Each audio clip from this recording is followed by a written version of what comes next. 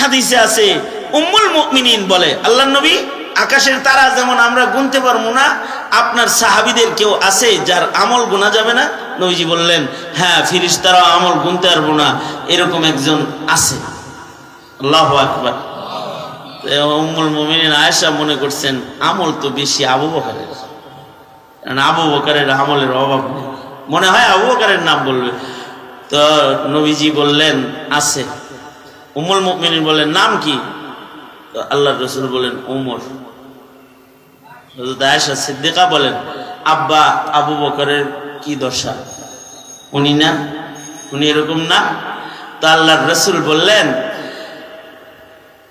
এইখান থেকে আর একটা কথা বের হয়, শুধু আমল বেশি না, আমলগুলা দামি, আমলগুলার মূল্যও বেশি।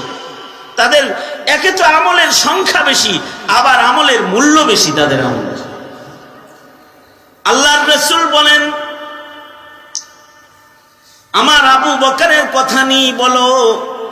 আমার আবু বকরের হিজরতের 3টা রাত, যে রাতগুলো গারে শহরে আবু বকর ছিল, তোমার বাবা আবু বকরের ওই 3 রাত যদি একদিকে রাখা হয় আর উমরের গোটা জিন্দেগীর আমল আর একদিকে রাখলে, আবু বকরের 3টা রাতের ওজন অনেক ভারী হয়ে যাবে। হযরত উমর এই কারণে আবু বকরকে বলতেন, আবু বকর, আমার পুরা লাইফটা আপনাকে গিফট করলাম, আপনি আমাকে 3টা রাত গিফট করেন, আমি আপনাকে আমার পুরা জীবনটা দিয়ে দিই, আর আপনি আমাকে মাত্র কয় রাত দিবেন? 3 রাত দেন। তার মানে 3টা রাতের মূল্য কত?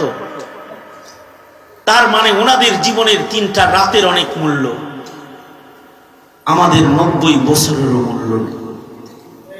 ওনাদের নেকি গোনা যায় না, আর আমাদের নেকি পাওয়া যায় না, নেকি খুঁজে পাই না আমরা।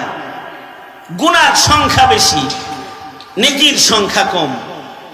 আমাদের নেকির ওজন হালকা, ওনাদের নেকির ওজন বেশি, কারণ আমাদের আসবাব এত বেশি যে আমরা শান্তি মতো 2 রাকাত নামাজ পড়তে পারি না।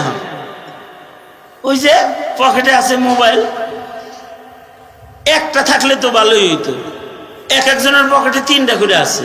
আচ্ছা, 3 মোবাইল, 2 মোবাইল নিয়ে কেউ যদি নামাজে দাঁড়ায়, আর একটার থেকে যদি আর একটায় ফোন আসে, নামাজ পড়বো কোন সময়? আর আজব মানুষ, ইবাদত করার জন্য নিজে খালওয়াত নিশিন, যেটা একটু আলোক হওয়া, তা হয় না। নামাজ পড়ে তখনও মোবাইল সবগুলো খুইলেই রাখে,